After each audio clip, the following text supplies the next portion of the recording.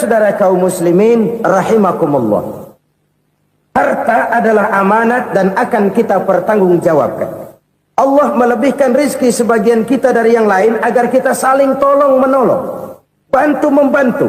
Nabi janjikan, siapa yang meringankan beban saudaranya muslim di dunia, Allah akan meringankan bebannya di akhirat nanti. Sebuah jaminan dari baginda Nabi. Si orang yang kita bantu barangkali tidak bisa membalas, Allah yang akan membalas lewat jalan lain yang tidak pernah kita sangka-sangka.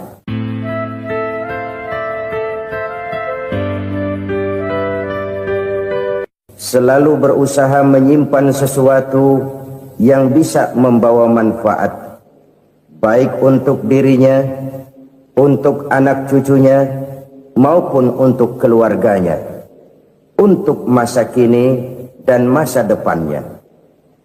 Kadang simpanan itu berbentuk uang, kadang berupa tanah, lain saat berbentuk pabrik, dan lain sebagainya. Sementara masa depan yang paling pasti adalah akhirat. Jika untuk masa depan dunia kita rela memeras keringat, membanting tulang, pergi pagi dan pulang petang, menyimpan uang, menyimpan tanah, menyimpan pabrik, pernahkah kita merenung jika satu saat kiamat datang, kita dibangkitkan dari kubur masing-masing, berdiri di padang mahsyar untuk mempertanggungjawabkan seluruh kegiatan hidup kita di dunia ini, lalu kita akan menuju ke alam akhirat. Sudahkah kita mempunyai simpanan untuk akhirat kita? Pada pertemuan kali ini saya ingin menyampaikan sebuah hadis di mana Rasulullah sallallahu alaihi wasallam bersabda, arba'un min kanzil jannah. Simpanan sorga ada 4 macam. Yang pertama, ikhfa'us sadaqah, menyembunyikan sedekah. Saudara-saudara kaum muslimin, sebagaimana yang kita maklum bahwa Allah subhanahu wa ta'ala melebihkan sebagian rezeki dari kita terhadap yang lain.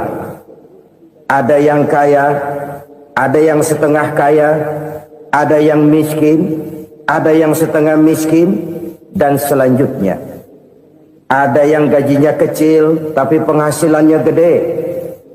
Ada yang penghasilannya gede tapi nggak punya gaji. Ada juga yang memang gajinya gede dan penghasilannya gede.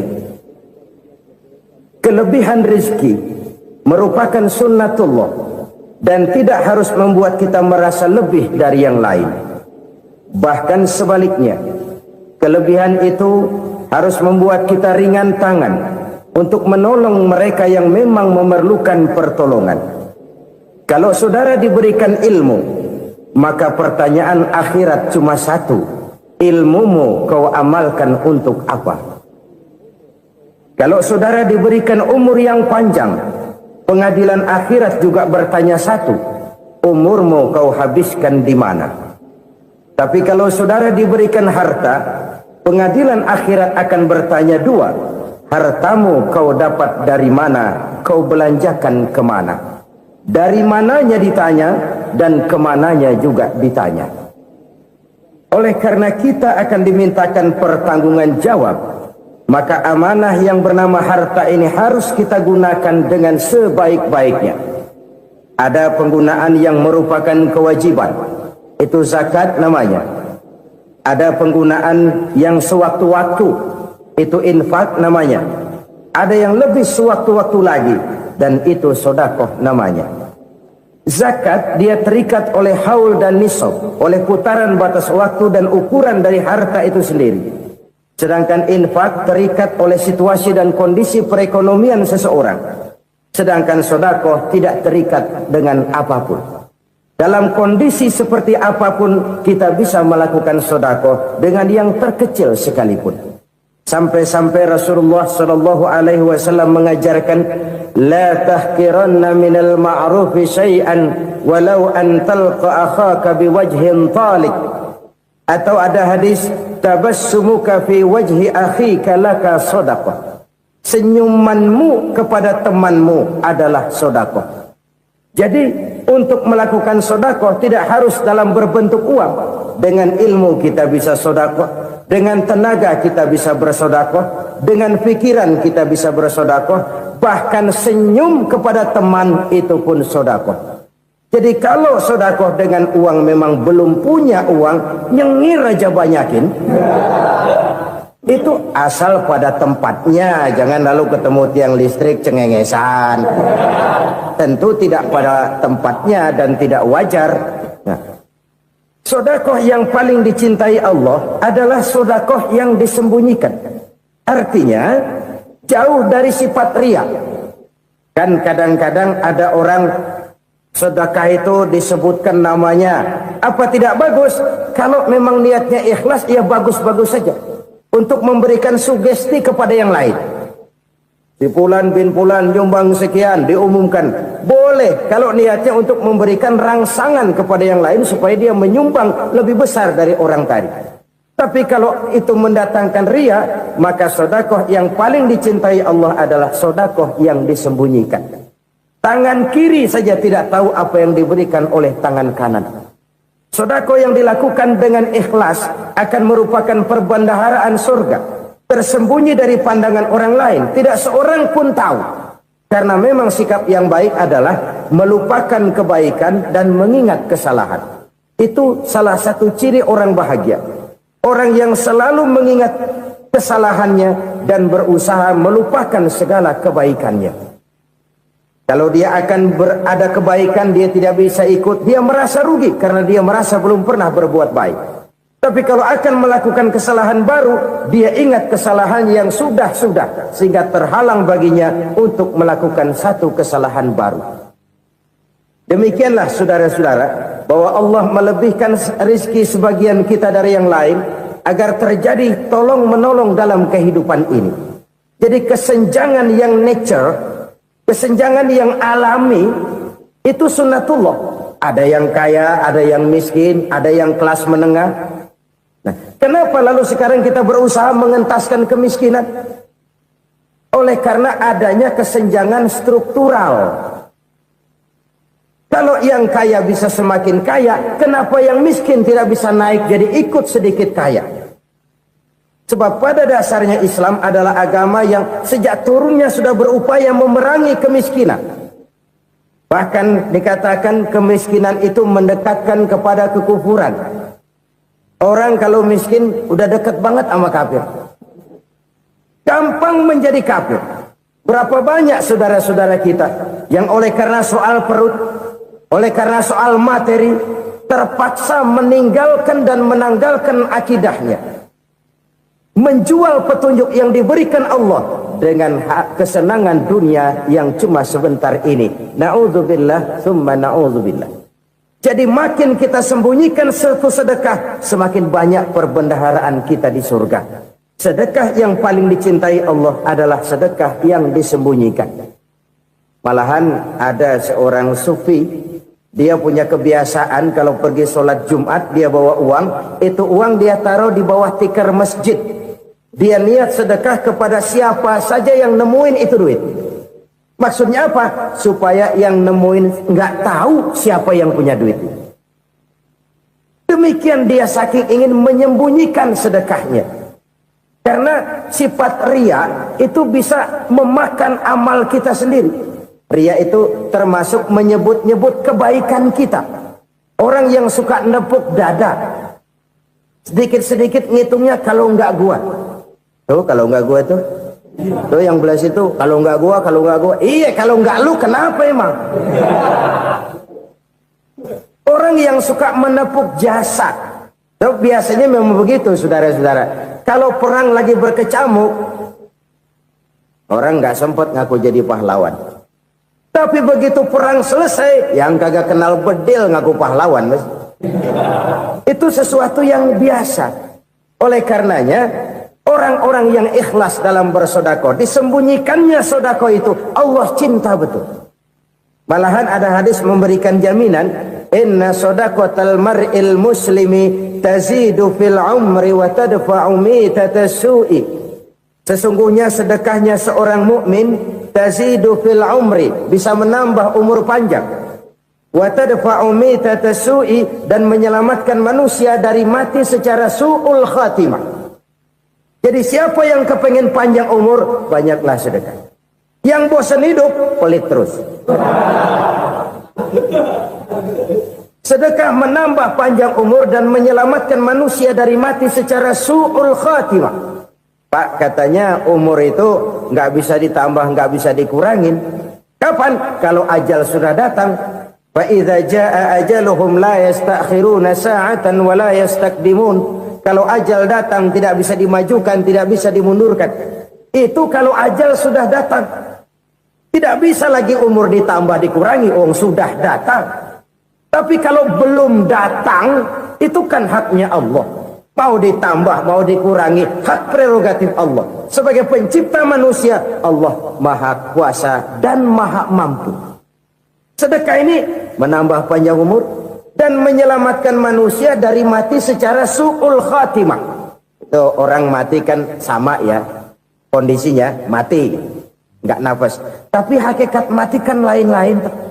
Ada yang mati itu husnul khatimah, baik akhirnya.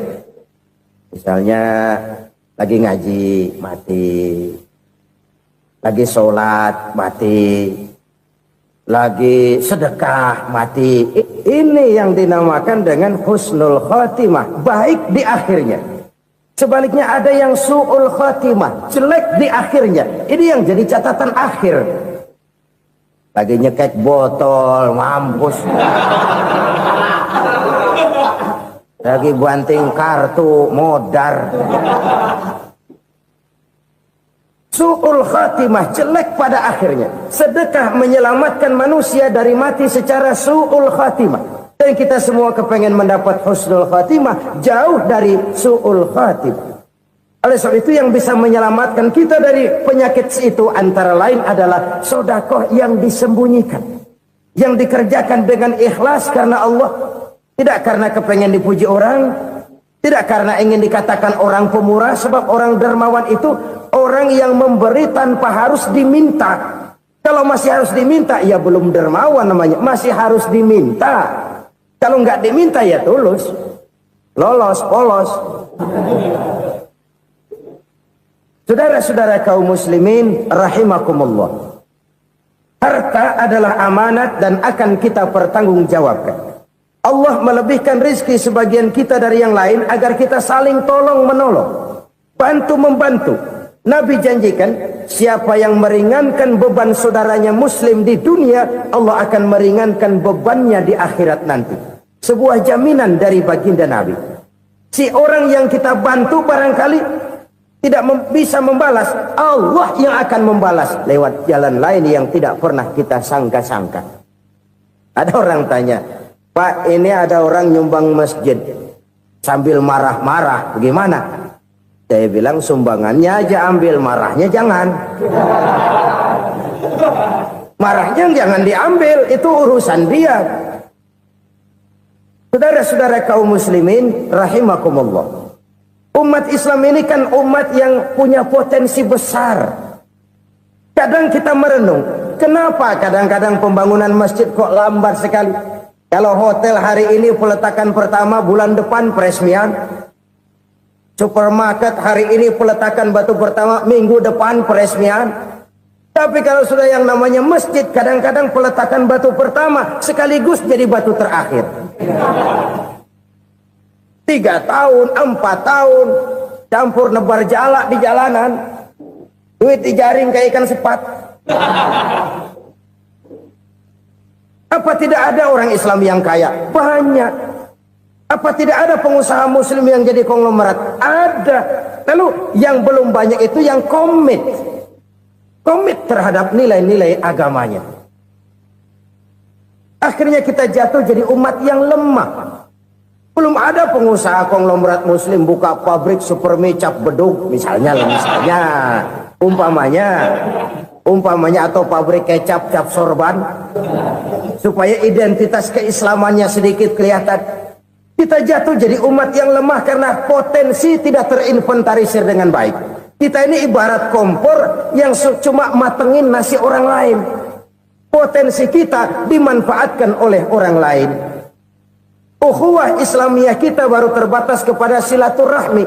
Ukhuwah di bidang ekonomi kita lemah, ukhuwah di bidang kebudayaan kita lemah, apalagi ukhuwah di bidang politik kita lebih rapuh lagi. Padahal ukhuwah itu adalah totalitas kehidupan manusia, menyangkut ipolek sosbud, memerlukan nilai-nilai ukhuwah. Jadi oleh karena itu mari kita menyadari di dalam harta kita, walaupun kita yang cari pergi pagi pulang sore peras keringat banting tulang, di sana ada harta anak yatim, di sana ada hak masjid, di sana ada hak pesantren, di sana ada hak jihad. Berbahagialah seseorang apabila dia oleh Allah dijadikan keran. Keran itu menyimpan air, tapi tidak untuk dirinya, tapi disalurkannya kepada mereka yang memang memerlukannya. Saudara-saudara kaum muslimin rahimakumullah, ini yang pertama. Jadi perbendaharaan surga adalah menyembunyikan sedekah. Orang lain nggak tahu, kita pun nggak pernah ngitung-ngitung. Kita anggap lewat begitu saja, padahal itu deposit akhirat. Satu. Yang kedua, perbendaharaan surga itu apa? Wa kitmanul musibah, menyembunyikan kesulitan. Kadang orang takut menghadapi kesulitan, tapi makin kita merenung, hidup ini kan sebenarnya urusan. Takut sama urusan ya jangan hidup. Tandanya orang hidup itu kalau punya urusan. Urusan melupakan problem, problem sering menimbulkan kesulitan. Kesulitan bukan untuk ditakuti, tapi untuk diatasi dan dicarikan jalan keluarnya. Siapa sih orangnya yang nggak pernah sulit-sulit? Makin tinggi status sosialnya, makin gede urusannya. Makin tinggi kualitas imannya, makin berat tingkat kesulitannya. Cuma memang yang namanya enak itu seperti pelangi. Biang lala itu nggak pernah di atas kepala kita, di atas kepala orang melulu. Lo sih enak lo, kata kita. Dia juga bilang yang enak kan lo. Pelangi itu nggak pernah di atas kepala kita. Kata tukang beca, aduh enak ya naik Mercy. Kata tukang beca, apa yang di dalam mobil Mercy? Aduh enak bener tukang beca, di jok ngeringkuk ngorok pulas bener. Saya kamar pakai AC sejuk, tempat tidur sutra empuk, alga spring bed, gula kulik nggak bisa pulas kalau belum minum Valium, belum tidur. Enak bener tukang beca, di jok ngorok nggak tahu wetan kulon. Si tukang beca bilang yang di Mercy enak, yang di Mercy bilang tukang beca enak. Inilah enak, nggak pernah di atas kepala kita, di atas kepala orang lain melulu enak itu. Nah saudara-saudara, yang merupakan perbendaharaan surga itu orang yang bisa menyembunyikan kesulitan, baik pribadi ataupun rumah tangga. Nih terutama rumah tangga yang jadi soalnya. Kadang-kadang kita ini kalau senang, sebaliknya kalau senang kita diam, kalem aja, cuek. Banyak banget duit kita bawaan, diam aja udah. Malah ketemu orang takut. Tapi begitu susah, sekampung tahu. Padahal Nabi mengajarkan perbendaharaan surga itu menyembunyikan musibah, menyembunyikan kesulitan. Kalau enak, cerita sama orang-orang. Kalau nggak enak, rasain sendiri, tekan sendiri, atasin sendiri. Kita kan sebaliknya. Tenang kita diam, asal lagi susah, paling tidak kita nyari teman buat cerita kesusahan. Siapa orangnya yang nggak pernah susah? Cuma soalnya bagaimana kita mengatasi kesusahan itu sendiri. Begitu juga misalnya kalau orang sudah berumah tangga, itu orang tuanya harus menjadi tempat dia cerita yang enak-enak saja. Yang nggak enak rasain berdua, selesaikan berdua, atasin berdua. Jangan dibalik. Asal senang diam, giliran susah saja. Maknya laporan. Terbalik. Bisa menjaga security informasi. Maka nama bayam keluar diam, malah seluitan. Enak amat lo makan daging ayam. Security informasi. Saudara-saudara kaum muslimin rahimakumullah. Ujian yang terberat itu yang pernah diberikan kepada para nabi para rasul, para aulia, para ulama, makin tinggi keimanan, makin berat bentuk kesulitan. Ayo saya kemukakan satu contoh saja. Ada seorang nabi yang kaya, nabi kaya, namanya Nabi Ayub. Iblis kalau orang begini kan keki, ibadahnya rajin, kaya. Nih yang kayak begini susah digodain. Kalau ibadahnya rajin, miskin, kali bisa disogok. Sini imannya mantap, ibadahnya rajin, kaya, nabi lagi. Oh, tapi namanya iblis nggak kurang akal. Laporan, Tuhan, kenapa Les? Ya ini bahasa saya, bahasa Qurannya sih nggak gitu. Itu hambamu yang namanya Ayub, dia rajin ibadah cuma karena dikasih kaya aja. Coba kasih miskin dia, berhenti dia sembahyang. Ah, kamu bisa aja. Saya tahu Ayub itu hambaku yang ikhlas. Saya buktiin Tuhan, silahkan. Dibuktiin lah, iblis turun ke alamin. Yang mula-mula dia lakukan, dia rusak sawah ladang Nabi Ayub. Dia binasakan binatang ternak Nabi Ayub. Sehingga dalam waktu singkat, jatuhlah Nabi Ayub dari orang paling kaya jadi orang paling miskin. Beliau masih ibadah di mihrab dalam masjid. Datang iblis. Saudara Ayub, ya, lagi ngapain? Ibadah. Nyembah Allah, nyembah Allah. Oh, percuma. Kenapa? Tuhan yang ente sembah nih, dia udah bikin miskin ente. Sawah ladang ente hancur lebur, binatang ternak binasa. Sekarang ente jadi orang paling miskin. Ngapain nyembah Tuhan kayak begitu? Tekor. Udah berhenti dah ibadah, berhenti ibadah. Ini iblis sama Tuhan laporannya lain, yang dikerjakan kepada Nabi Ayub juga lain. Benar begitu iblis kata Nabi Ayub? Iya, sawah ladang saya habis, buras. Binatang ternak saya binasa, binasa. Saya miskin, bangpak. Apa jawab Nabi Ayub? Bukan innalillahi, ini hebat. Alhamdulillahillazi a'tani wa akhza minni. Segala puji bagi Allah yang telah memberikan harta kepada saya dan sekarang mengambilnya lagi. Alhamdulillah. Allah yang ngasih, Allah yang ambil. Itu mah urusan Allah. Iblis cuman ibadah jalan terus, sujud lagi Nabi Ayub. Iblis seleher gondok banget. Dasar Nabi nggak mempan dia apa-apain. Miskin malah alhamdulillah. Allah yang ngasih, Allah yang ngambil. Jadi kalau kita tidak komit, kita tidak terikat kepada kaya, miskin, senang, susah, apa yang bisa bikin kita susah? Jadikan kekayaan, kemiskinan, jadikan senang, susah sebagai anak buah yang bisa kita atur. Jangan kekayaan ngatur kita, jangan kemiskinan ngatur kita. Kita yang harus mengatur mereka. Senang, susah, kaya, miskin, bahagia, sengsara, jadikan itu anak buah yang bisa kita atur. Kalau sekarang kita kaya, lain saat boleh jadi kita miskin, semiskin-miskinnya. Allah yang ngasih, Allah yang ngambil. Tenaga mana yang bisa menghalangi? Ibadah jalan terus. Iblis makin gondok. Dasar Nabi loh. Akhirnya apa? Nabi Ayub dikerjain, diberikan penyakit. Demikian fatal penyakitnya. Bayangin, udah miskin sakit. Masya Allah. Miskin sakit. Sakitnya nggak lama, kira-kira 16 tahun. Istrinya 3, 2 mental minta ceraiin. Ngerawatin laki bengek begini.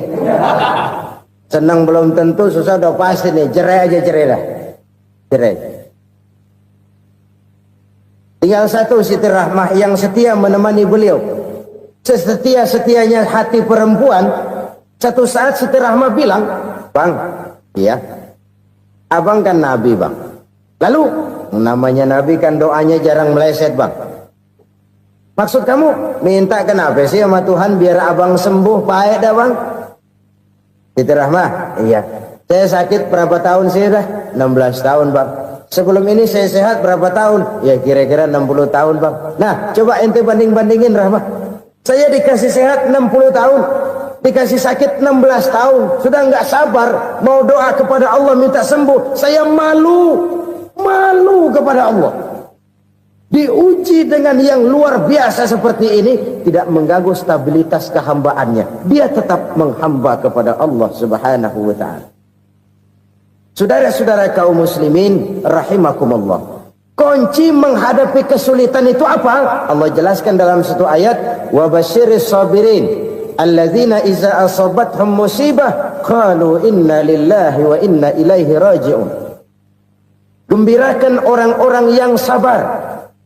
Siapa mereka itu?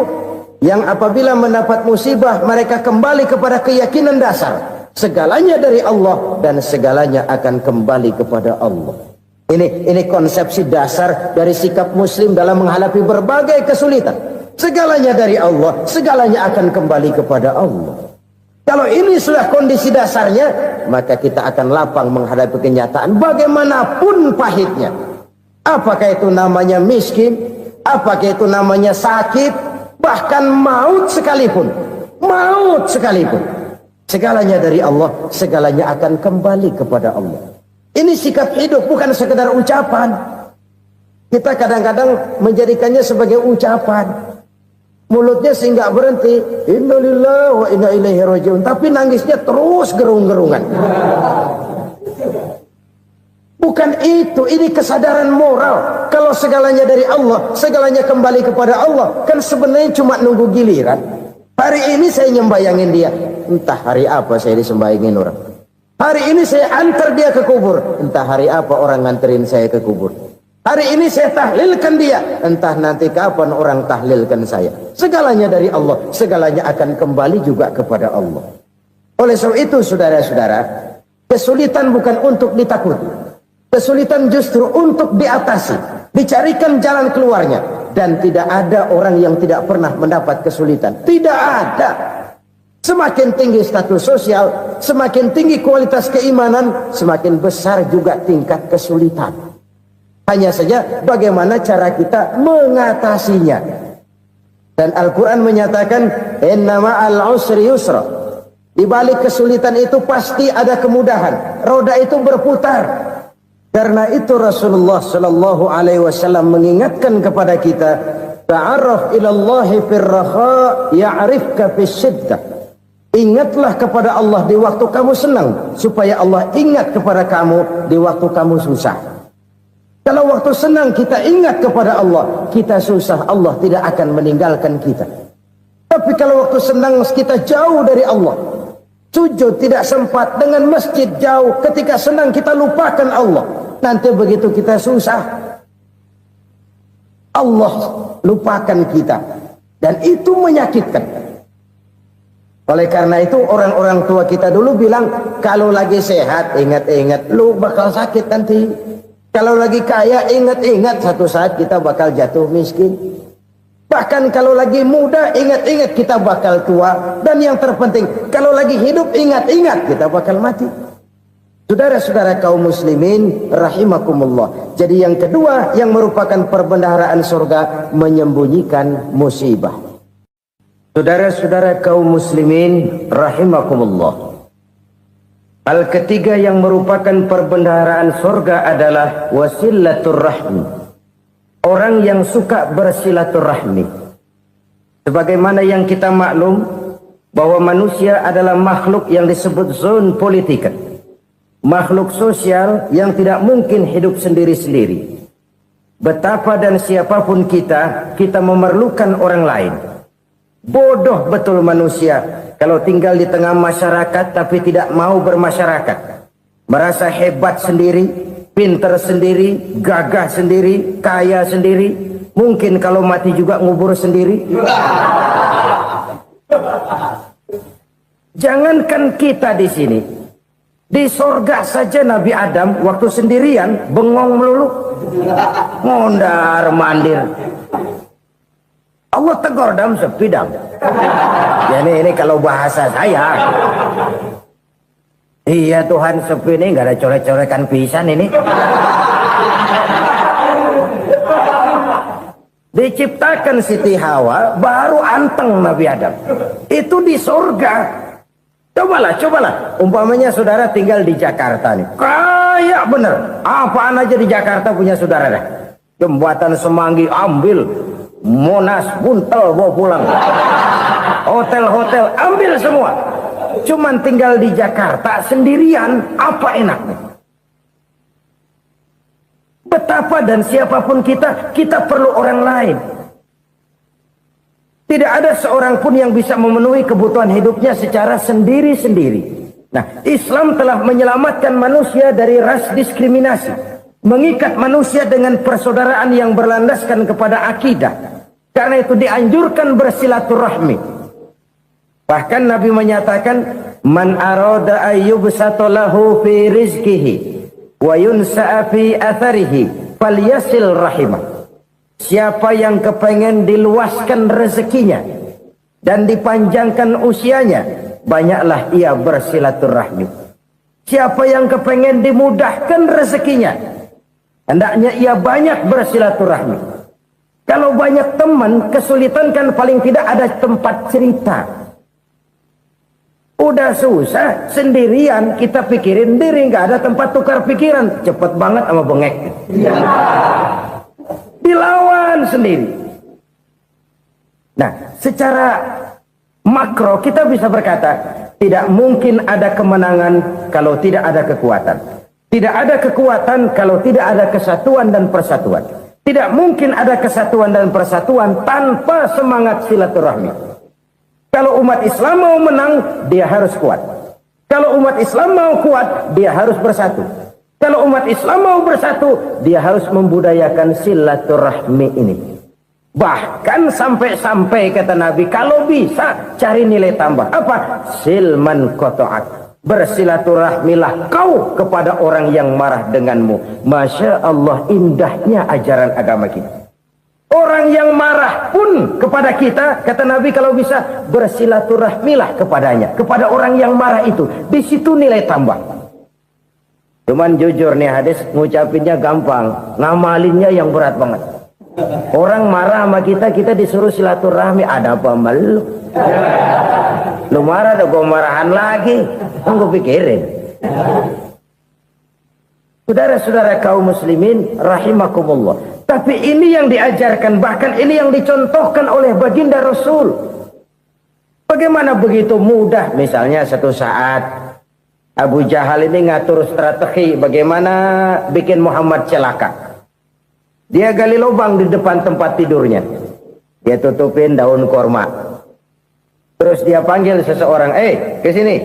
Kasih tahu Muhammad, pamannya sakit keras, minta ditengokin. Berangkat orang ini ke sana.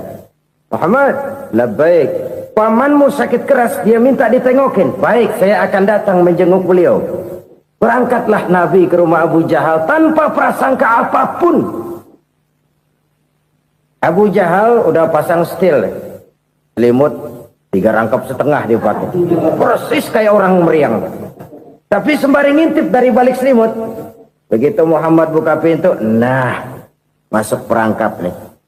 Muhammad jalan menuju tempat pembaringan. Makin lama makin dekat, makin lama makin dekat, makin dekat ke lubang yang dipasang oleh Abu Jahal itu. Dalam hati Abu Jahal, terus dah jatuh, mampus dah lo ini. Mampus lo hari ini nih. Apa yang terjadi? Malaikat Jibril datang. Muhammad, pamanmu cuma pura-pura sakit. Di depan tempat tidurnya ada lubang perangkap supaya kamu jatuh ke situ. Sudah, kamu pulang. Balik kanan Nabi. Sudah hampir jatuh ke lubang, balik kanan, pulang. Bayangin kecewanya Abu Jahal. Muhammad dikit lagi. Enggak paman, saya pulang aja. Emosi bangun dari tempat tidur, enggak sadar kalau lagi pura-pura sakit. Lompat ngejar Nabi, dia lupa dengan lubang yang dia gali. Pusrak, nyemplung sendiri ke dalam lubang.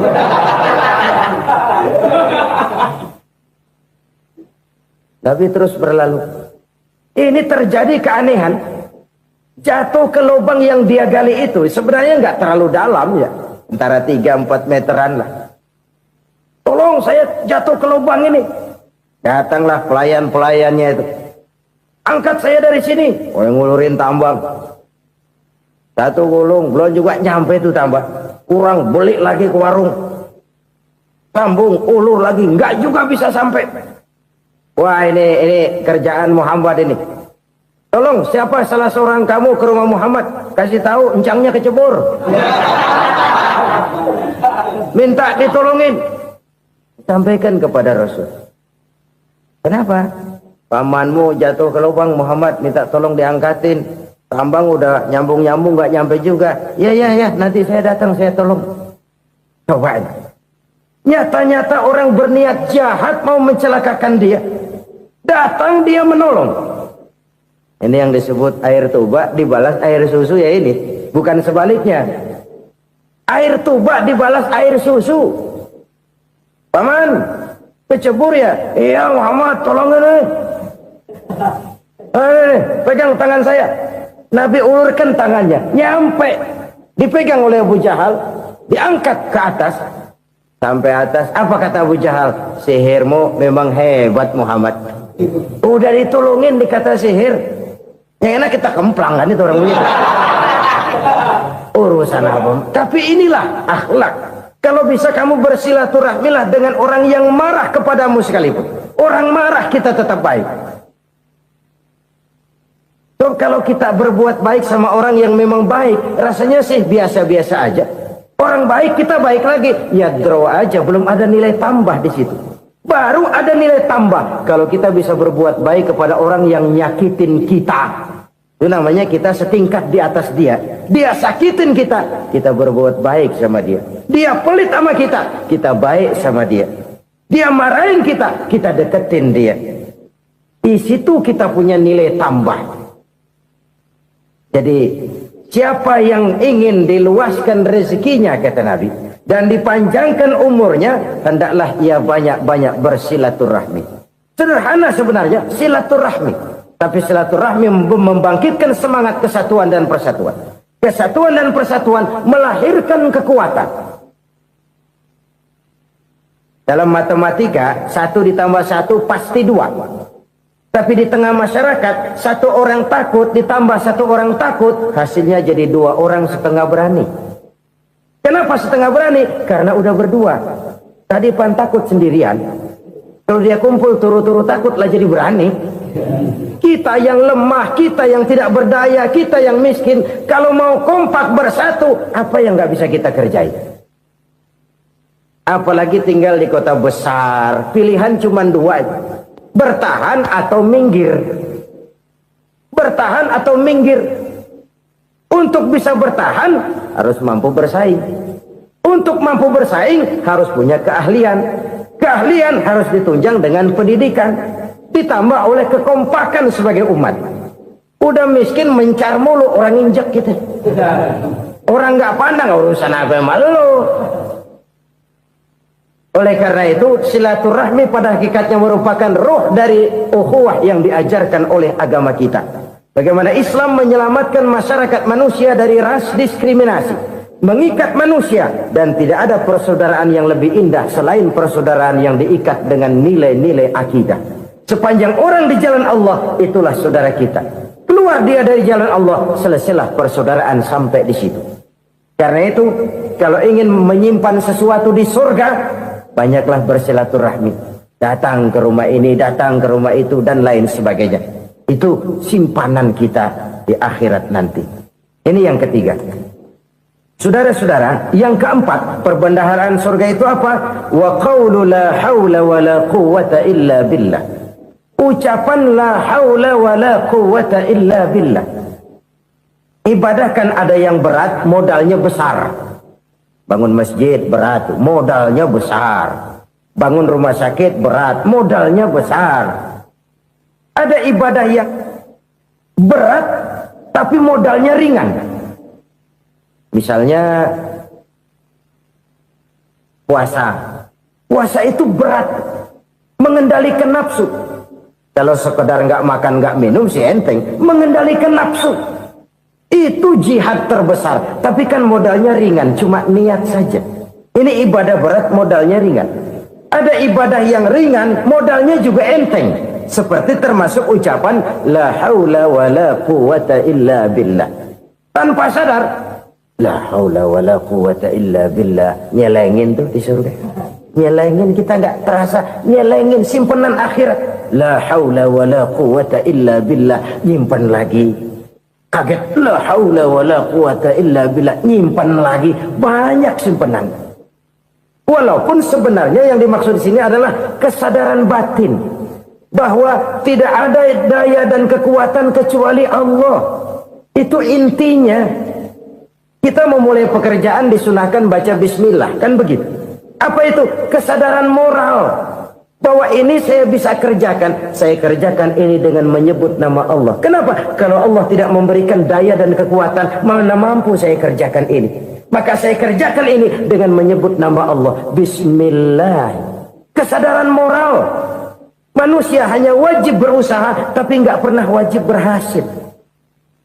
Banyak hal-hal yang kalau kita renungkan secara rasio nggak mungkin, tapi jadi kenyataan. La haula wala quwata illa billah. Tidak ada daya dan kekuatan kecuali bagi Allah semata-mata. Kesadaran moral akan kelemahan dan keterbatasan makhluk bernama manusia. Kadang kita kagum dengan otak, tapi kita sering lupa sama yang bikin otak. Padahal bagaimanapun hebatnya otak, yang bikin otak pasti lebih hebat dari otak. Nggak percaya, silahkan otak-otakan. Inilah kecenderungan. Kita kagum dengan pesawat-pesawat mutakhir, bukan main besi gede banget terbang itu. Alangkah hebatnya. Lalu apa yang bikin otak tidak lebih hebat dari itu semua? Kita puji laut. Apa yang bikin laut tidak lebih hebat dari laut itu? La haula wa la quwata illa billah. Tidak ada daya dan kekuatan kecuali Allah.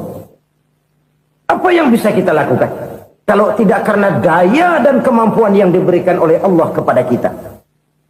Lahirlah sikap tawadu, rendah hati, tidak melonjak menjadi angkuh dan sombong, sadar akan kelemahan dan keterbatasan diri. Sebagai makhluk yang diciptakan oleh Allah Subhanahu wa ta'ala. Jadi satu sisi ini ucapan yang berpahala, la haula, jadi wiridan. Pada sisi lain ini kesadaran moral, sikap mental, kesadaran batin bahwa yang punya daya dan kekuatan itu cuma Allah. Kita nggak pantas untuk sombong, sebab sombong itu pakaiannya Allah. Kita nggak sedang pakai pakaian Allah, kegedean. Dan makin kita renungi, makin terbentur. Apa sih yang bisa kita sombongin? Kita mau sombong apa?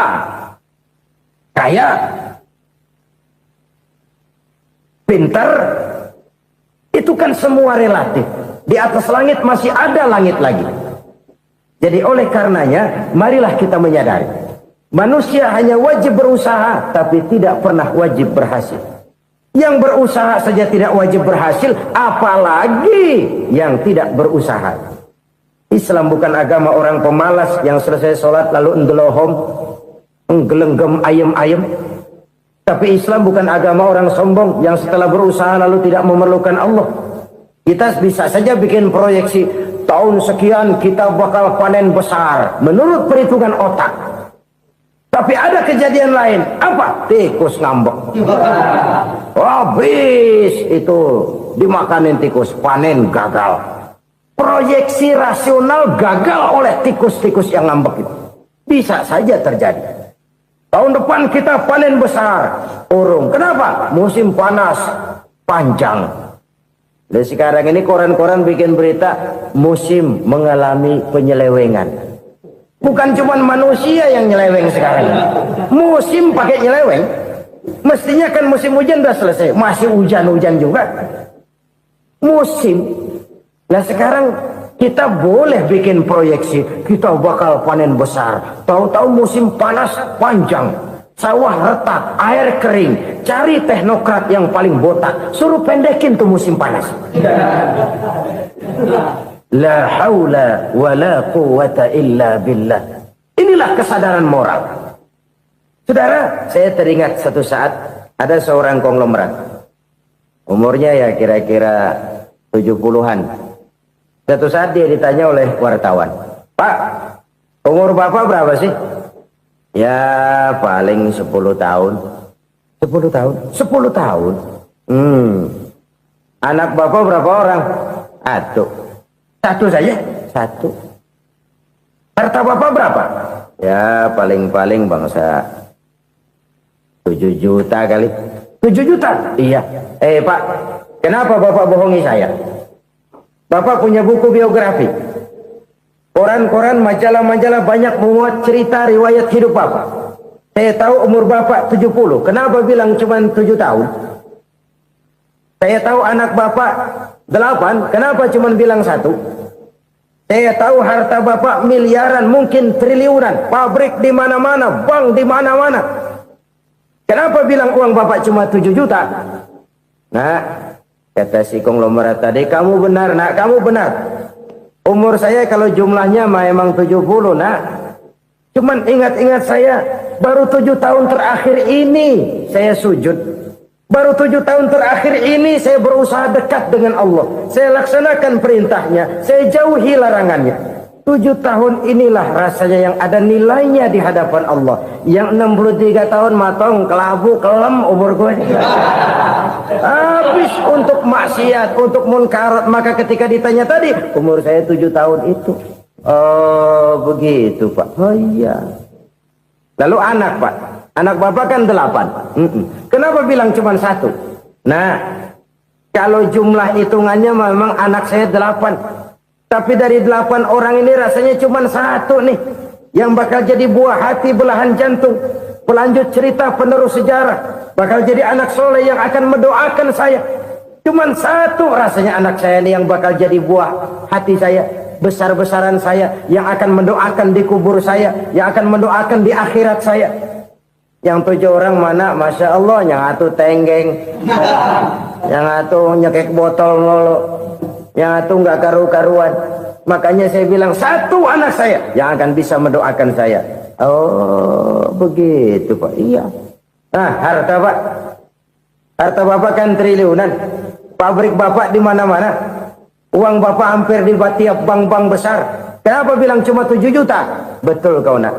Harta saya kalau jumlahnya memang miliaran, triliunan mungkin. Tapi yang saya ingat baru 7 juta tuh yang saya belanjakan di jalan Allah. Saya nyumbang masjid, saya santuni yatim piatu, saya bantu pembangunan pesantren, saya bantu pembangunan rumah sakit Islam. Itu yang akan saya bawa pulang ke akhirat, yang 7 juta itu. Yang triliunan itu nanti akan diperebutkan oleh anak-anak saya sebagai waris saya.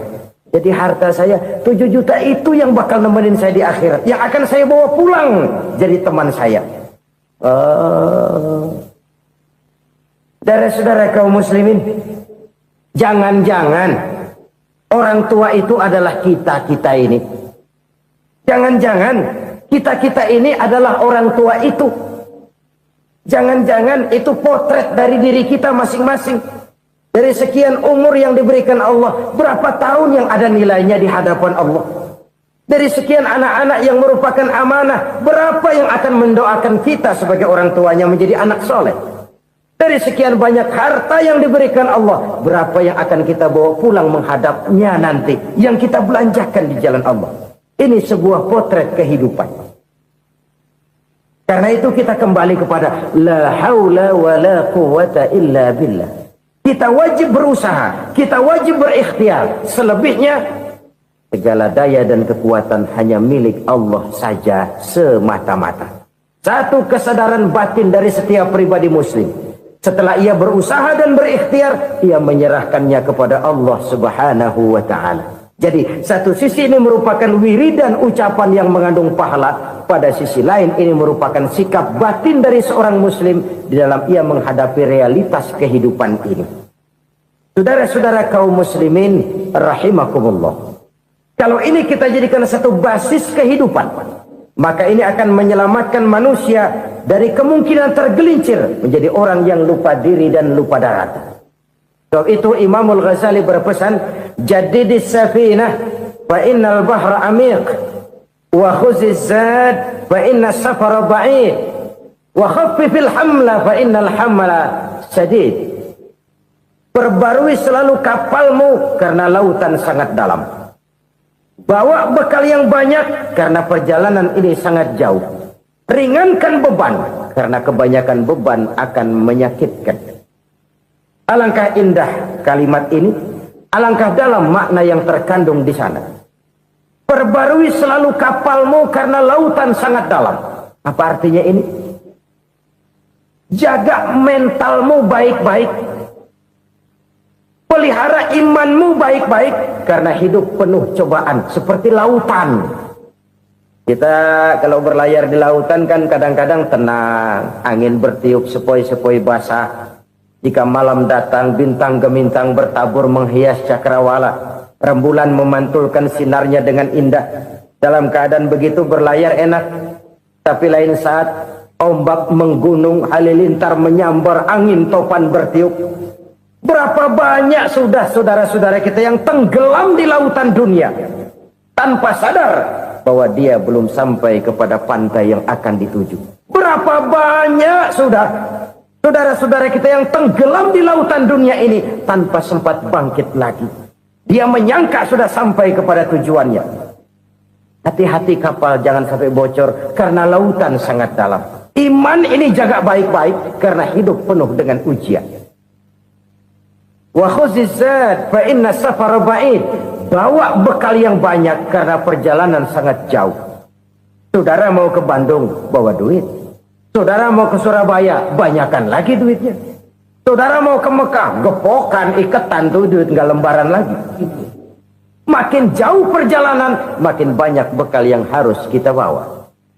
Kalau saudara dari Jakarta mau ke Surabaya, kagak bawa duit berangkat juga, itu sih bukan berani namanya, nekat.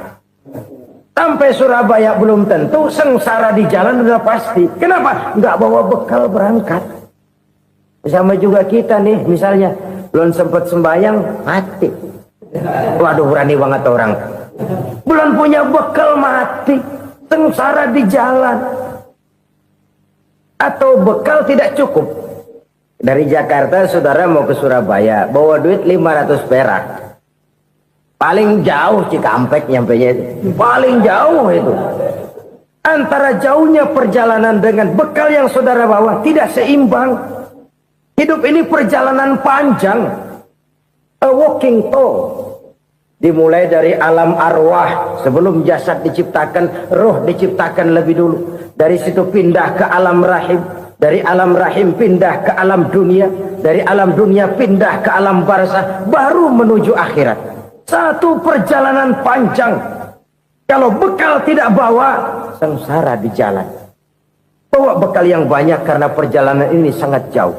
Wa khaffifil hamla, ringankan beban karena beban itu cuma akan menyulitkan. Kalau bekal itu sih keperluan, tapi beban nggak kita perluin, cuma ngeberat-beratin. Apa ini beban? Dosa, kecurangan, kebatilan, kezoliman, ketidakadilan, kesewenang-wenangan. Itu akan jadi beban kita di akhirat. Alangkah celakanya, perjalanan panjang, bekal tidak bawa, beban kelewat banyak, alamat sengsara di jalan. Pahala tidak ada, dosa berlipat ganda. Na'udzubillah, summa na'udzubillah. Kalau kita rangkum nasihat Al-Ghazali dengan kisah si konglomerat tadi, kita akan mengambil kesimpulan. Pertama, bekal terbaik dalam menghadapi gejolak kehidupan ini tidak lain adalah iman. Yang kedua, pahala dan dosa. Dua hal kontroversial. Pahala adalah bekal, dosa adalah beban. Tapi kita sekarang kan tidak begitu terangsang kepada yang abstrak. Orang berlomba mencari yang konkret-konkret saja. Yang real. Kalau memang dosa, benjol dong. Kira-kira begitu. Kira-kira begitu. Persis orang Yahudi dulu. Orang Yahudi itu kan pernah minta kepada Nabi Musa. Ya Musa, lan nu'mina laka hatta narallaha jahrah. Musa, kami nggak bakal mau beriman kepada Allah kalau belum kami lihat Allah ada nongkrong di depan kami. Kalau memang Tuhan ada, taruh dong di depan kami. Mau yang konkret-konkret saja. Kalau memang dosa, benjol dong. Kalau memang pahala, berasa dong. Orang terangsang kepada yang real, yang konkret-konkret saja. Karena itu untuk mengejar dosa orang mau bayar, tapi untuk mengejar pahala walaupun tidak bayar orang segan. Ini yang dikatakan oleh Nabi, kamu mengharapkan ke surga tapi kamu berat melaksanakan sesuatu yang bisa membawa kamu ke surga. Kamu ingin jauh dari neraka tapi tiap saat kamu lakukan perbuatan-perbuatan yang justru menjerumuskan kamu ke neraka. Idda'aitum an-najata minan nar wa ramaitum fiha anfusakum. Kamu ingin selamat dari neraka, tapi kamu lemparkan diri kamu ke neraka. Kamu ingin masuk surga, tapi berat sekali kamu melakukan perbuatan-perbuatan yang bisa menyampaikan kamu di surga. Saudara-saudara kaum muslimin rahimakumullah. Jadi hal keempat yang merupakan perbendaharaan surga adalah la haula wa la quwwata illa billah. Satu sisi ini merupakan ucapan yang memperberat timbangan akhirat. Pada sisi lain ini merupakan sikap hidup seorang muslim. Kesadaran batin yang sangat dalam bahwa tidak ada daya dan kekuatan kecuali Allah. Dan itu kita simbolkan pada saat memulai pekerjaan dengan Bismillah. Dengan menyebut nama Allah. Satu kesadaran moral. Saya hanya bisa melakukan ini karena diberikan daya dan kekuatan oleh Allah. Lahirlah sikap tawadu, rendah hati, tidak melonjak menjadi angkuh dan sombong. Saudara kaum muslimin rahimakumullah. Harta adalah amanat dan akan kita pertanggungjawabkan. Allah melebihkan rizki sebagian kita dari yang lain agar kita saling tolong menolong, bantu membantu. Nabi janjikan siapa yang meringankan beban saudaranya muslim di dunia, Allah akan meringankan bebannya di akhirat nanti. Sebuah jaminan dari baginda Nabi. Si orang yang kita bantu barangkali tidak bisa membalas, Allah yang akan membalas lewat jalan lain yang tidak pernah kita sangka-sangka.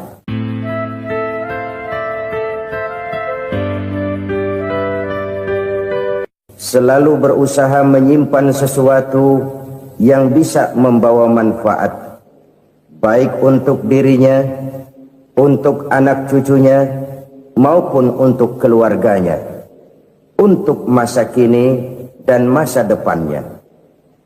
Kadang simpanan itu berbentuk uang, kadang berupa tanah, lain saat berbentuk pabrik, dan lain sebagainya.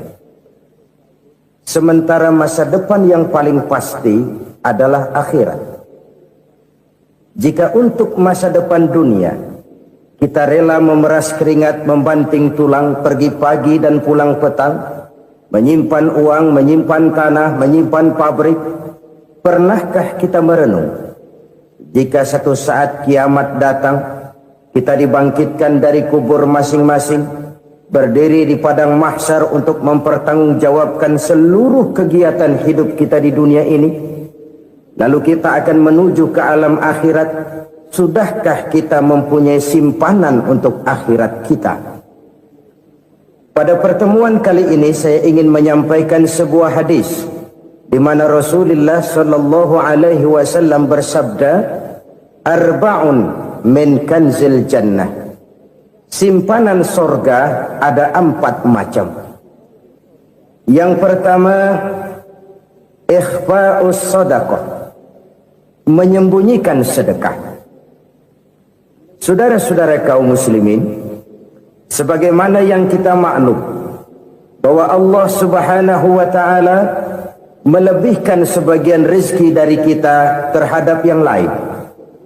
Ada yang kaya, ada yang setengah kaya, ada yang miskin, ada yang setengah miskin, dan selanjutnya. Ada yang gajinya kecil tapi penghasilannya gede. Ada yang penghasilannya gede tapi nggak punya gaji. Ada juga yang memang gajinya gede dan penghasilannya gede. Kelebihan rezeki merupakan sunnatullah dan tidak harus membuat kita merasa lebih dari yang lain. Bahkan sebaliknya, kelebihan itu harus membuat kita ringan tangan untuk menolong mereka yang memang memerlukan pertolongan. Kalau saudara diberikan ilmu, maka pertanyaan akhirat cuma satu, ilmumu kau amalkan untuk apa? Kalau saudara diberikan umur yang panjang, Pengadilan akhirat juga bertanya satu, umurmu kau habiskan di mana? Tapi kalau saudara diberikan harta, pengadilan akhirat akan bertanya dua, hartamu kau dapat dari mana, kau belanjakan kemana? Dari mananya ditanya, dan kemananya juga ditanya. Oleh karena kita akan dimintakan pertanggungan jawab, maka amanah yang bernama harta ini harus kita gunakan dengan sebaik-baiknya. Ada penggunaan yang merupakan kewajiban, itu zakat namanya. Ada penggunaan yang sewaktu-waktu, itu infak namanya. Ada yang lebih sewaktu-waktu lagi, dan itu sedekah namanya. Zakat dia terikat oleh haul dan nisab, oleh putaran batas waktu dan ukuran dari harta itu sendiri. Sedangkan infak terikat oleh situasi dan kondisi perekonomian seseorang. Sedangkan sedekah tidak terikat dengan apapun. Dalam kondisi seperti apapun kita bisa melakukan sedekah dengan yang terkecil sekalipun. Sampai-sampai Rasulullah sallallahu alaihi wasallam mengajarkan, la tahqiranna minal ma'rufi syai'an walau an talqa akhaka biwajhin talik.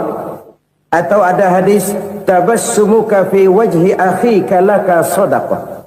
Senyumanmu kepada temanmu adalah sedekah. Jadi untuk melakukan sedekah tidak harus dalam berbentuk uang. Dengan ilmu kita bisa sedekah, dengan tenaga kita bisa bersedekah, dengan pikiran kita bisa bersedekah, bahkan senyum kepada teman itu pun sedekah. Jadi kalau sedekah dengan uang memang belum punya uang, nyengir aja banyakin. Itu asal pada tempatnya, jangan lalu ketemu tiang listrik cengengesan. Tentu tidak pada tempatnya dan tidak wajar. Nah, sedekah yang paling dicintai Allah adalah sedekah yang disembunyikan. Artinya jauh dari sifat riya. Kan kadang-kadang ada orang sedekah itu disebutkan namanya. Apa tidak bagus? Kalau memang niatnya ikhlas, ya bagus-bagus saja. Untuk memberikan sugesti kepada yang lain. Si Fulan bin Fulan nyumbang sekian, diumumkan. Boleh kalau niatnya untuk memberikan rangsangan kepada yang lain supaya dia menyumbang lebih besar dari orang tadi. Tapi kalau itu mendatangkan riya, maka sedekah yang paling dicintai Allah adalah sedekah yang disembunyikan. Tangan kiri saja tidak tahu apa yang diberikan oleh tangan kanan. Sedekah yang dilakukan dengan ikhlas akan merupakan perbendaharaan surga, tersembunyi dari pandangan orang lain, tidak seorang pun tahu. Karena memang sikap yang baik adalah melupakan kebaikan dan mengingat kesalahan. Itu salah satu ciri orang bahagia. Orang yang selalu mengingat kesalahannya dan berusaha melupakan segala kebaikannya. Kalau dia akan berada kebaikan, dia tidak bisa ikut, dia merasa rugi karena dia merasa belum pernah berbuat baik. Tapi kalau akan melakukan kesalahan baru, dia ingat kesalahan yang sudah-sudah, sehingga terhalang baginya untuk melakukan satu kesalahan baru. Demikianlah saudara-saudara, bahwa Allah melebihkan rizki sebagian kita dari yang lain, agar terjadi tolong-menolong dalam kehidupan ini. Jadi kesenjangan yang nature, kesenjangan yang alami, itu sunnatullah. Ada yang kaya, ada yang miskin, ada yang kelas menengah. Nah, kenapa lalu sekarang kita berusaha mengentaskan kemiskinan? Oleh karena adanya kesenjangan struktural. Kalau yang kaya bisa semakin kaya, kenapa yang miskin tidak bisa naik jadi ikut sedikit kaya? Sebab pada dasarnya Islam adalah agama yang sejak turunnya sudah berupaya memerangi kemiskinan. Bahkan dikatakan kemiskinan itu mendekatkan kepada kekufuran. Orang kalau miskin udah dekat banget sama kafir. Gampang menjadi kafir. Berapa banyak saudara-saudara kita yang oleh karena soal perut, oleh karena soal materi, terpaksa meninggalkan dan menanggalkan akidahnya. Menjual petunjuk yang diberikan Allah dengan kesenangan dunia yang cuma sebentar ini. Na'udzubillah, thumma na'udzubillah. Jadi makin kita sembunyikan satu sedekah, semakin banyak perbendaharaan kita di surga. Sedekah yang paling dicintai Allah adalah sedekah yang disembunyikan. Malahan ada seorang sufi, dia punya kebiasaan kalau pergi sholat Jumat dia bawa uang, itu uang dia taruh di bawah tikar masjid. Dia niat sedekah kepada siapa saja yang nemuin itu duit. Maksudnya apa? Supaya yang nemuin nggak tahu siapa yang punya duit. Demikian dia saking ingin menyembunyikan sedekahnya. Karena sifat ria itu bisa memakan amal kita sendiri. Ria itu termasuk menyebut-nyebut kebaikan kita.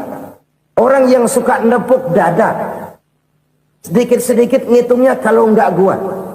Tuh kalau nggak gua tuh. Tuh yang belah situ, kalau nggak gua. Iya, kalau nggak lu kenapa emang? Orang yang suka menepuk jasad, tuh biasanya memang begitu, saudara-saudara. Kalau perang lagi berkecamuk, orang nggak sempat ngaku jadi pahlawan. Tapi begitu perang selesai, yang kagak kenal bedil ngaku pahlawan, mas. Itu sesuatu yang biasa. Oleh karenanya, orang-orang yang ikhlas dalam bersedekah, disembunyikannya sedekah itu Allah cinta betul. Malahan ada hadis memberikan jaminan, inna shadaqatal mar'il muslimi tazidu fil umri wa tadfa'u mitatas su'i.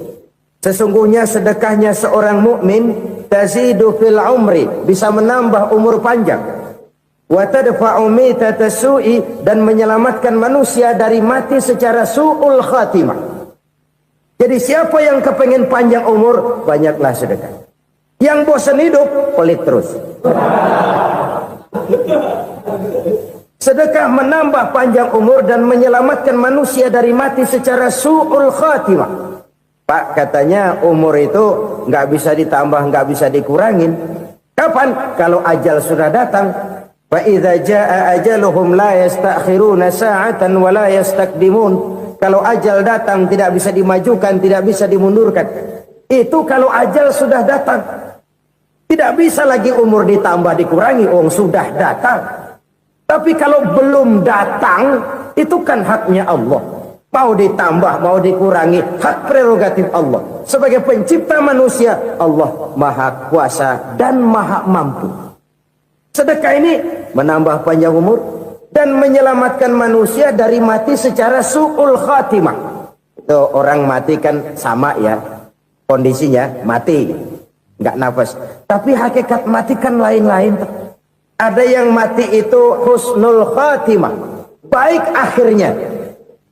Misalnya lagi ngaji mati, lagi sholat mati, lagi sedekah mati. Ini yang dinamakan dengan husnul khatimah, baik di akhirnya. Sebaliknya ada yang su'ul khatimah, jelek di akhirnya. Ini yang jadi catatan akhir. Lagi nyekek botol, mampus. Lagi banting kartu, modar. Su'ul khatimah, jelek pada akhirnya. Sedekah menyelamatkan manusia dari mati secara su'ul khatimah. Dan kita semua kepengen mendapat husnul khatimah, jauh dari su'ul khatimah. Oleh sebab itu yang bisa menyelamatkan kita dari penyakit itu antara lain adalah sedekah yang disembunyikan, yang dikerjakan dengan ikhlas karena Allah, tidak karena kepengen dipuji orang, tidak karena ingin dikatakan orang pemurah. Sebab orang dermawan itu orang yang memberi tanpa harus diminta. Kalau masih harus diminta, ya belum dermawan namanya, masih harus diminta. Kalau nggak diminta ya tulus, lolos, polos. Saudara-saudara kaum muslimin rahimakumullah, harta adalah amanat dan akan kita pertanggungjawabkan. Allah melebihkan rizki sebagian kita dari yang lain agar kita saling tolong menolong, bantu membantu. Nabi janjikan, siapa yang meringankan beban saudaranya muslim di dunia, Allah akan meringankan bebannya di akhirat nanti. Sebuah jaminan dari baginda Nabi. Si orang yang kita bantu barangkali tidak bisa membalas, Allah yang akan membalas lewat jalan lain yang tidak pernah kita sangka-sangka. Ada orang tanya, Pak, ini ada orang nyumbang masjid sambil marah-marah, bagaimana? Saya bilang sumbangannya aja ambil, marahnya jangan. Marahnya jangan diambil, itu urusan dia. Saudara-saudara kaum muslimin rahimakumullah. Umat Islam ini kan umat yang punya potensi besar. Kadang kita merenung, kenapa kadang-kadang pembangunan masjid kok lambat sekali? Kalau hotel hari ini peletakan pertama, bulan depan peresmian. Supermarket hari ini peletakan batu pertama, minggu depan peresmian. Tapi kalau sudah yang namanya masjid, kadang-kadang peletakan batu pertama sekaligus jadi batu terakhir. 3 tahun, 4 tahun, campur nebar jalak di jalanan, duit dijaring kayak ikan sepat. Apa tidak ada orang Islam yang kaya? Banyak. Apa tidak ada pengusaha muslim yang jadi konglomerat? Ada. Lalu yang belum banyak itu yang komit terhadap nilai-nilai agamanya. Akhirnya kita jatuh jadi umat yang lemah. Belum ada pengusaha konglomerat muslim buka pabrik supermi cap bedug misalnya umpamanya atau pabrik kecap cap sorban supaya identitas keislamannya sedikit kelihatan. Kita jatuh jadi umat yang lemah karena potensi tidak terinventarisir dengan baik. Kita ini ibarat kompor yang cuma matengin nasi orang lain. Potensi kita dimanfaatkan oleh orang lain. Ukhuwah Islamiyah kita baru terbatas kepada silaturahmi. Ukhuwah di bidang ekonomi kita lemah. Ukhuwah di bidang kebudayaan kita lemah. Apalagi ukhuwah di bidang politik kita lebih rapuh lagi. Padahal ukhuwah itu adalah totalitas kehidupan manusia. Menyangkut ipoleksos bud. Memerlukan nilai-nilai ukhuwah. Jadi oleh karena itu mari kita menyadari. Di dalam harta kita.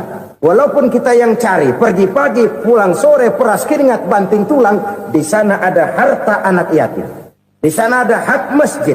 Di sana ada hak pesantren. Di sana ada hak jihad. Berbahagialah seseorang apabila dia oleh Allah dijadikan keran. Keran itu menyimpan air, tapi tidak untuk dirinya, tapi disalurkannya kepada mereka yang memang memerlukannya. Saudara-saudara kaum muslimin rahimakumullah, ini yang pertama. Jadi perbendaharaan surga adalah menyembunyikan sedekah. Orang lain nggak tahu, kita pun nggak pernah ngitung-ngitung. Kita anggap lewat begitu saja, padahal itu deposit akhirat. Satu. Yang kedua, perbendaharaan surga itu apa? Wa kitmanul musibah, menyembunyikan kesulitan. Kadang orang takut menghadapi kesulitan. Tapi makin kita merenung, hidup ini kan sebenarnya urusan. Takut sama urusan, ya jangan hidup. Tandanya orang hidup itu kalau punya urusan. Urusan melupakan problem. Problem sering menimbulkan kesulitan. Kesulitan bukan untuk ditakuti, tapi untuk diatasi dan dicarikan jalan keluarnya. Siapa sih orangnya yang gak pernah sulit-sulit? Makin tinggi status sosialnya, makin gede urusannya. Makin tinggi kualitas imannya, makin berat tingkat kesulitannya. Cuma memang yang namanya enak itu seperti pelangi. Biang lala itu nggak pernah di atas kepala kita, di atas kepala orang melulu. Lo sih enak lo, kata kita. Dia juga bilang, yang enak kan lo. Pelangi itu nggak pernah di atas kepala kita. Kata tukang beca, aduh enak ya naik Mercy. Kata tukang beca, apa yang di dalam mobil Mercy? Aduh enak bener tukang beca, di jok ngeringkuk ngorok pulas bener. Saya kamar pakai AC sejuk, tempat tidur sutra, empuk, alga spring bed, gula kulik nggak bisa pulas kalau belum minum Valium, belum tidur. Enak bener tukang beca, di jok ngorok nggak tahu wetan kulon. Si tukang becak bilang yang di Mercy enak, yang di Mercy bilang tukang becak enak. Inilah enak. Nggak pernah di atas kepala kita. Di atas kepala orang lain melulu enak itu. Nah, saudara-saudara, yang merupakan perbendaharaan surga itu orang yang bisa menyembunyikan kesulitan.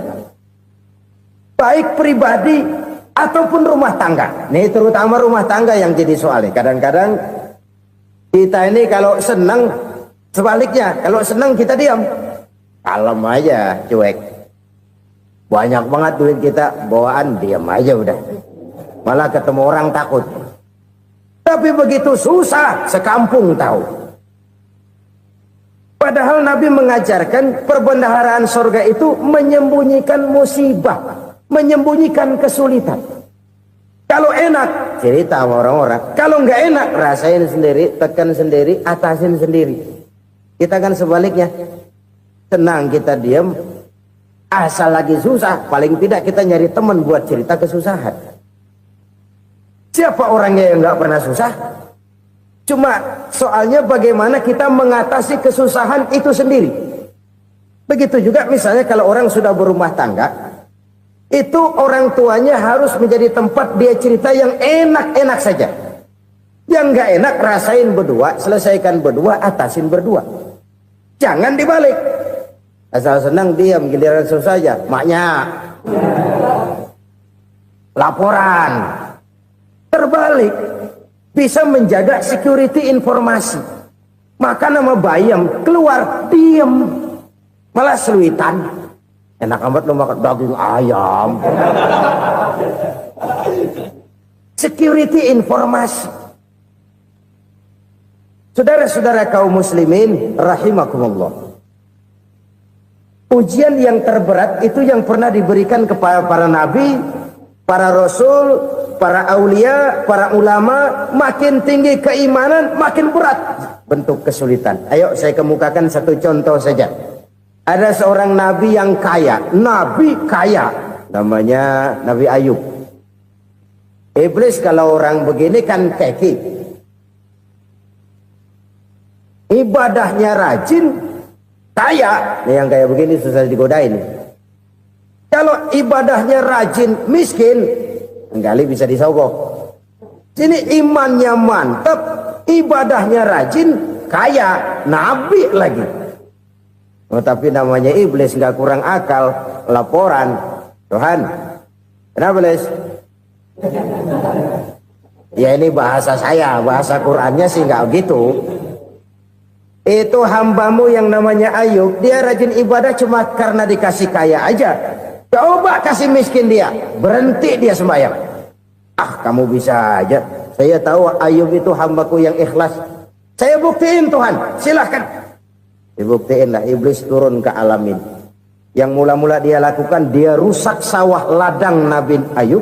Dia binasakan binatang ternak Nabi Ayub. Sehingga dalam waktu singkat, jatuhlah Nabi Ayub dari orang paling kaya, jadi orang paling miskin. Beliau masih ibadah di mihrab dalam masjid. Datang iblis. Saudara Ayub, ya. Lagi ngapain? Ibadah. Nyembah Allah, nyembah Allah. Oh, percuma. Kenapa? Tuhan yang ente sembah nih, dia udah bikin miskin ente. Sawah ladang ente hancur lebur, binatang ternak binasa. Sekarang ente jadi orang paling miskin. Ngapain nyembah Tuhan kayak begitu? Tekor. Udah berhenti dah ibadah, berhenti ibadah. Ini iblis sama Tuhan laporannya lain, yang dikerjakan kepada Nabi Ayub juga lain. Benar begitu iblis kata Nabi Ayub? Iya, sawah ladang saya habis, buras. Binatang ternak saya binasa, binasa. Saya miskin, bangpak. Apa jawab Nabi Ayub? Bukan innalillahi, ini hebat. Alhamdulillahillazi a'tani wa akhza minni. Segala puji bagi Allah yang telah memberikan harta kepada saya dan sekarang mengambilnya lagi. Alhamdulillah. Allah yang ngasih, Allah yang ambil. Itu mah urusan Allah. Iblis cuman ibadah jalan terus, sujud lagi Nabi Ayub. Iblis seleher gondok banget. Dasar Nabi nggak mempan dia apa-apain. Miskin malah alhamdulillah. Allah yang ngasih, Allah yang ngambil. Jadi kalau kita tidak komit, kita tidak terikat kepada kaya, miskin, senang, susah, apa yang bisa bikin kita susah? Jadikan kekayaan, kemiskinan, jadikan senang, susah sebagai anak buah yang bisa kita atur. Jangan kekayaan ngatur kita, jangan kemiskinan ngatur kita. Kita yang harus mengatur mereka. Senang, susah, kaya, miskin, bahagia, sengsara, jadikan itu anak buah yang bisa kita atur. Kalau sekarang kita kaya, lain saat boleh jadi kita miskin, semiskin-miskinnya. Allah yang ngasih, Allah yang ngambil. Tenaga mana yang bisa menghalangi? Ibadah jalan terus. Iblis makin gondok. Dasar Nabi loh. Akhirnya apa? Nabi Ayub dikerjain, diberikan penyakit. Demikian fatal penyakitnya. Bayangin, udah miskin, sakit. Masya Allah. Miskin, sakit. Sakitnya nggak lama, kira-kira 16 tahun. Istrinya 3, 2 mental minta ceraiin. Ngerawatin laki bengek begini. Senang belum tentu, susah udah pasti nih. Cerai aja, cerai dah. Cerai. Tinggal satu Siti Rahmah yang setia menemani beliau. Sesetia-setianya hati perempuan. Satu saat Siti Rahmah bilang, "Bang, iya, abang kan Nabi, Bang. Lalu, namanya Nabi kan doanya jarang meleset, Bang. Maksud kamu minta kenapa sih sama Tuhan biar abang sembuh baik dah, Bang?" Siti Rahmah, "Iya. Saya sakit berapa tahun sih dah? 16 tahun, Bang. Sebelum ini saya sehat berapa tahun? Ya kira-kira 60 tahun, Bang. Nah, coba ente banding-bandingin, Rahmah. Saya dikasih sehat 60 tahun, dikasih sakit 16 tahun. Sudah nggak sabar mau doa kepada Allah minta sembuh. Saya malu kepada Allah. Diuji dengan yang luar biasa seperti ini, tidak mengganggu stabilitas kehambaannya. Dia tetap menghamba kepada Allah Subhanahu wa ta'ala. Saudara-saudara kaum muslimin rahimakumullah. Kunci menghadapi kesulitan itu apa? Allah jelaskan dalam satu ayat, "Wa basyiris sabirin alladzina iza asabathum musibah qalu inna lillahi wa inna ilaihi raji'un." Gembirakan orang-orang yang sabar. Siapa mereka itu? Yang apabila mendapat musibah mereka kembali kepada keyakinan dasar. Segalanya dari Allah dan segalanya akan kembali kepada Allah. Ini konsepsi dasar dari sikap muslim dalam menghadapi berbagai kesulitan. Segalanya dari Allah, segalanya akan kembali kepada Allah. Kalau ini sudah kondisi dasarnya, maka kita akan lapang menghadapi kenyataan bagaimanapun pahitnya.